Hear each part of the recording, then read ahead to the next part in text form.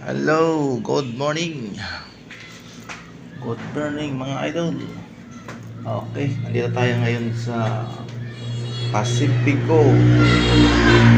Tingnan natin tong ah, solar setup. Kasi nagpo-fault daw to eh. Nagpo-fault dito. Pero ngayon okay naman, no?